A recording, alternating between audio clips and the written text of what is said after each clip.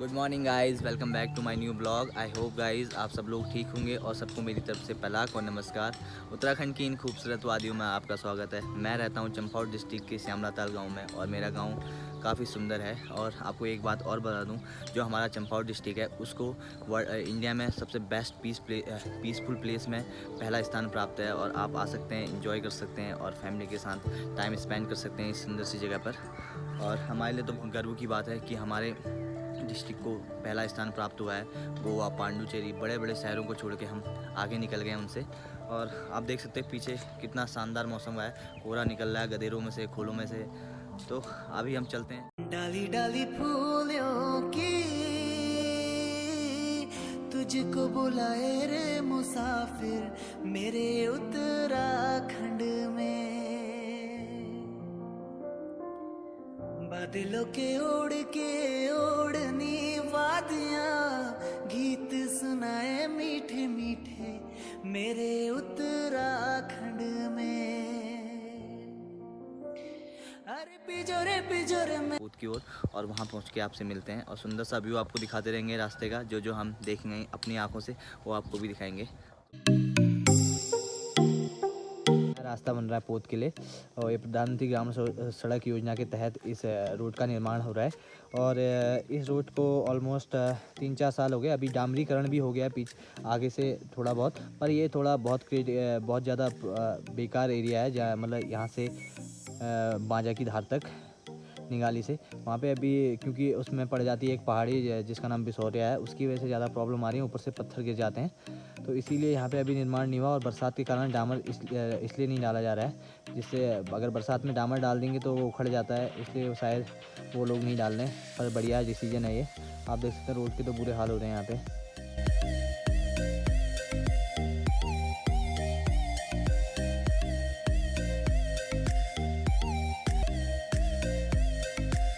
So guys, अभी हम जा रहे हैं एक दूसरे गांव। वहाँ है पूजा है जिनकी, वो आप लोग जानते हैं, पिछले ब्लॉग्स में मैंने दिखाया था, बिष्ट जी की, उनके कुल देवता की पूजा है।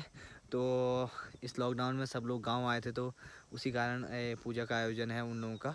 और अपने कुल देवता को पूजने के लिए वो लोग सब बाहर से आए हैं, क्योंकि सब लोग वहाँ से प्लान कर चुके हैं। तो आज मैं दिखाऊंगा वहाँ के घरों की हालत क्या है और कौन कौन से लोग वहाँ प्लान करके किन जिन जगहों में बसे हुए हैं। और मजबूरी का कारण प्लान बस एक ही है, नौकरी और अपने बच्चों को पढ़ाना, यही है। और एक सुंदर सा गांव दिखाता हूँ पोत जाने के रास्ते में जो पड़ता है। मेरे पीछे देख रहे होंगे इस सुंदर से गांव को, यह है निगाली और काफ़ी सुंदर गांव है। आपको दिखाता हूँ, इसकी सुंदरता का वर्णन मैं अपने मुँह से बता नहीं सकता, बस आप खुद देखें और खुद ही आनंद लें इस गाँव का।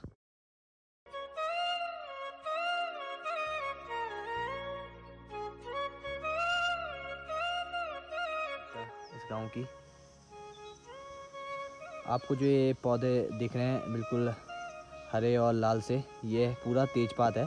और हमारा पूरा गांव और हमारे इधर पास के गांव पूरा मतलब तेजपात का हब माना जाता है।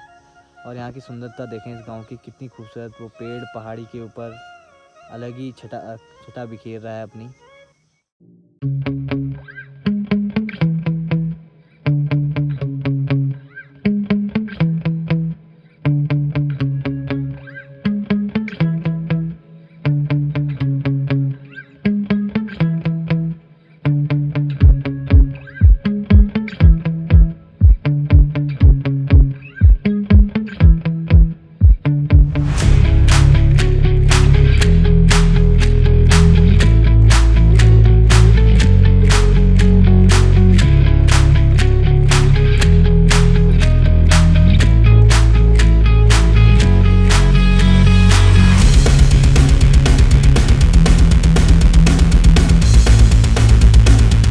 फाइनली हम पहुंच चुके हैं पोत और आप मेरे पीछे का व्यू देख सकते हैं।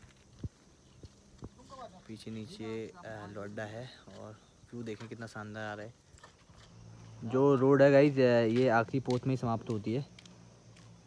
और सो गाइज पोत में तो पहुंच चुके हैं और पीछे भी आपको मैंने बहुत सारे गांव दिखाए थे, निगाली, जलकुनिया और गंगसेर।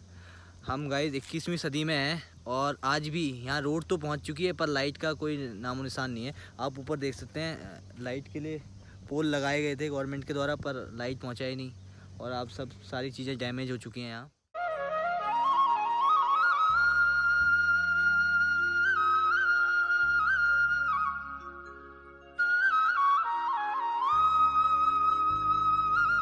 पोत गांव के बारे में थोड़ी जानकारी देता हूं आपको। जो आप पीछे मेरे इस बोट के पीछे देख रहे हैं, ये खपरेल वाले घर, वही पुरानी यादें। काफ़ी सुंदर गांव है। अभी भी लोगों ने इन घरों को सजो के रखा है, पर लोग यहाँ से पलायन कर चुके हैं अलग अलग शहरों पे, मुंबई, दिल्ली, कोई अलग अलग खटीमा, हल्द्वानी, इन शहरों पर पलायन कर चुके हैं। वो मुख्य कारण पलायन का गाइस ये था कि एजुकेशन और रोज़गार का कोई साधन इतना अच्छा यहाँ पे था नहीं, तो इसी कारण लोग पलायन कर गए। और कुछ लोग लॉकडाउन में घर आए हुए हैं अपने गांव, तो यहाँ पे अदरक की खेती की है और ये खेत पड़ गया है बंजर। तो मैं बताना चाहता हूँ, आज ये लोग अपने गांव में कुल देवता को पूजने के लिए आए हुए हैं। हर साल आते हैं अपने कुल देवताओं की पूजा करने के लिए, क्योंकि हम कुमाऊनी, गढ़वाली या फिर हम उत्तराखंड से हैं, तो हमारा अपने देवताओं पर बहुत भरोसा होता है। तो इसीलिए हर साल हम अपनी कुल देवताओं की पूजा करते हैं। और मेन मुद्दा सिर्फ पलायन का ये है कि यहाँ पे रोज़गार की कमी है और एजुकेशन की कमी है। और पर मैं थोड़ी जानकारी देना चाहता हूँ, अगर आप अच्छी एजुकेशन ले रहे हैं बाहर जाके, कहीं अन्य शहरों में जाकर, तो उसका कुछ ना कुछ एजुकेशन अपने गांव में आकर ज़रूर करें। क्योंकि जो लोग कम एजुकेशन प्राप्त करते हैं, वो लोगों के पास इतनी नॉलेज नहीं होती है, तो लोग यहीं पे रह जाते हैं और कुछ काम नहीं कर पाते हैं, बस खेती से ही अपना रोज़गार चलाते हैं। पर अगर आप कुछ ना कुछ सीख रहे हैं और अच्छी एजुकेशन प्राप्त कर ले रहे हैं बाहर जाकर, तो उसको अपने गांव में एग्जीक्यूट करें। क्योंकि आप पलायन करने के कारण और उस चीज़ों को अपने गांव में एग्जीक्यूट नहीं कर रहे हैं, तो उस एजुकेशन का कोई फ़ायदा मतलब है नहीं। क्योंकि आने वाली जो पीढ़ी है वो अपने आपके गांव से आएगी, तो इसलिए आप लोग आएँ और अपने गांव में उन चीज़ों का एग्जीक्यूशन ज़रूर करें। और मैं बताना चाहता हूँ, क्योंकि गवर्नमेंट की तरफ से जितने छोटे छोटे रोज़गार के साधन हैं, भले ही वो डेयरी फार्म हो, भले ही वो बकरी का हो, या फिर मुर्गी फार्म हो, या फिर छोटे छोटे मधुमक्खी पालन हो, आपको मैंने दिखाए थे पुराने ब्लॉग्स में भी, तो इस चीज़ का फ़ायदा मिलता है। अगर पर वही है कि गांव के लोगों के पास थोड़ी एजुकेशन की कमी है, उन लोगों को इतनी चीज़ें पता नहीं होती हैं। पर इसीलिए मैं कहना चाहता हूं कि अगर आप एजुकेशन प्राप्त कर ले रहे हैं, तो आप गांव में आकर लोगों को इस चीज़ की जानकारी दें और उस चीज़ों को सिखाएं। बस रोज़गार के कारण ही लोग पलायन कर रहे हैं। और आप देखें कितना सुंदर गाँव है पोत। और पोत गाँव अपनी खूबसूरती, चारों तरफ से पहाड़ों से घिरा हुआ और पुराने खपरेल वाले घर।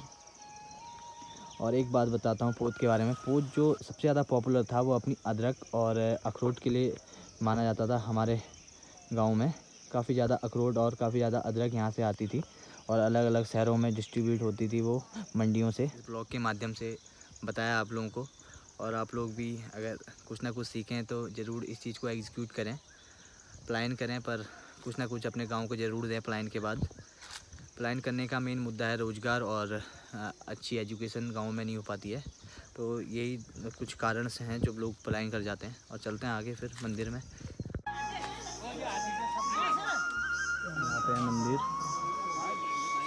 ये हमारे पहाड़ों की परंपरा है, तो यहाँ पे जागरण था, मतलब जागर बोलते हैं हमारे यहाँ, जागनी। उसके बाद मंदिर आज पूजा है। ये देखो हमारे भाई साहब, ये हमारी पहाड़ की परंपरा है। जब हम अपने इष्ट देवताओं को पूजने के लिए जाते हैं पहाड़ पर, तो ऐसे सर पर रख के सामान चलते हैं। इससे हमारी मन्नतें भी पूरी होती हैं। इससे हमारी मन्नत पूरी होती है, अपनी सच्ची श्रद्धा से चलते हैं। आज हम गाइस पोत में बादलों के उड़ के ओढ़नी वादियां। लोग आ रहे हैं मंदिर से, पैदल रास्ता है मंदिर से आने का। तो गाइस यहाँ पे हो रहा है प्रसाद का वितरण, और यहाँ पे धुनी लगाई थी, क्योंकि जो जागर हुई थी 2 दिन यहीं हुई, वहाँ काफ़ी ज़्यादा बारिश थी यहाँ, इसीलिए। ये हैं इनके पुराने घर भी। आज दिल इतना खुश हुआ इन घरों को देख के। उन लगे हुए ताले दोबारा खुले हुए हैं और लोग अपने घरों में वापस आए हैं, भले ही पूजा करने आए हैं। पलायन लोग इसलिए मजबूरी में करते हैं क्योंकि वहाँ पर अच्छी एजुकेशन नहीं होती, रोज़गार के कोई साधन नहीं होते, इसलिए लोग मजबूरी में पलायन करते हैं। वरना इन खूबसूरत गाँवों को, इन खूबसूरत घरों को कौन छोड़ेगा। कहाँ गए हो लोग? अब खाने पीने की व्यवस्था कर रहे हैं सबके लिए।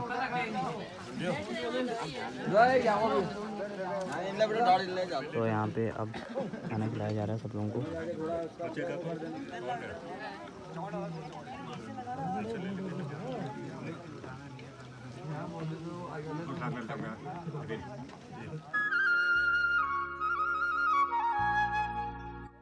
सो गाइस फाइनली फाइनली सब लोगों ने खा पी लिया है और हमने ऐसे ही बैठ के हम अपनी पुरानी संस्कृति के तौर पर यहाँ पे खाते हैं।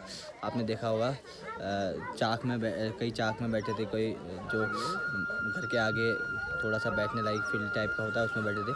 और यहाँ पे पुराने घर ही हैं पोत में, और काफ़ी अच्छा लगा होगा आपको देखने में, पुरानी यादें ताज़ा हुई होंगी गाँव की। चलो और कुछ दिखाते हैं सुंदर सा व्यू आपको गांव का, फिर मिलते हैं। सामने घर देखते हैं, खंडर हो चुके हैं। इनके बाद खंडर हो चुके घर, कितनी बुरी हालत में है। ये भी सफ़ेद वाला घर है, ऊपर पेड़ हो गया है इसके, बहुत बुरी हालत है। ये यहाँ पे बालकनी के रूप में, और नीचे है गोट, ऊपर है पाण, पहाड़ी में बोलते हैं, पाण है ऊपर। सो आप देख सकते हैं, अब सब मेन मुद्दा वही है प्लायन, क्योंकि प्लायन इसलिए करते हैं लोग, रोज़गार नहीं हो पाता है तो इसलिए लोगों ने प्लायन किया है। नहीं तो इतने अच्छे गांव को कौन छोड़ के जाएगा। मैं लोगों को काफ़ी चीज़ें सिखा दी हैं, और कुछ भी कर लो, कितना ही बाहर रह लो, पर आना लास्ट में अपने गांव ही है। क्योंकि अपना गांव, अपना घर ऐसा होता है कि वो इतना सुकून देता है जितना आपको वहाँ उन किराए के कमरों में सुकून नहीं मिल पाता। इसीलिए लोग शायद लॉकडाउन में अपने घरों की ओर भाग रहे थे, और एक प्रॉब्लम भी थी, एक मजबूरी भी थी। पर जो अपना घर होता है, भले ही वहाँ खाने के लिए कुछ ना हो, ना पीने के लिए कुछ ना हो, पर जो अपना घर होता है वहाँ अलग ही सुकून होता है। इसीलिए लोग अपने घरों की ओर गए थे। और लॉकडाउन में जो लोगों को चीज़ें सिखाई हैं, शायद लोग इस चीज़ को सीखने के बाद आप पलायन कम करेंगे और ख़ुद के रोज़गार की ओर। शानदार घर आप देख सकते हैं पाथर वाले, कौन छोड़ के जाना चाहता है, बस मजबूरी है, इसलिए लोग छोड़ के गए हैं। अब धीरे धीरे गाँव की ओर आ रहे हैं लोग। कुछ जो हमारे उत्तराखंड में गवर्नमेंट ने एक इनिशिएटिव ले रखा है कि सब लोगों को सेल्फ डिपेंडेंट बनना है छोटे छोटे कामों से। जैसे कि आप डेयरी फार्म कर सकते हैं, बकरी का कर सकते हैं, मुर्गी पालन कर सकते हैं, और मधुमक्खी पालन कर सकते हैं। गवर्नमेंट द्वारा लोन दिए जाते हैं, तो उस हिसाब से अपना कार्य आगे बढ़ा सकते हैं। बस एजुकेशन की कमी के कारण लोग नहीं कर पाते गाँव में, वरना गाँव के लोग इतने ज़्यादा मेहनती होते हैं, आप लोग समझ सकते हैं। इन जैसी कंडीशनों में भी लोगों ने यहाँ खेतियाँ की हैं, इसलिए बस थोड़ी एजुकेशन की कमी थी, इसलिए लोग कुछ ज़्यादा कर नहीं सके। बस अब धीरे धीरे लोग जो बाहर रहे थे, उन लोगों के पास भरपूर एजुकेशन है, वो लोग गांव की ओर आएँ और लोगों को बताएं जिनके पास कम एजुकेशन है, अपनी स्किल्स को कहीं ना कहीं यूज करें अपने गांव में।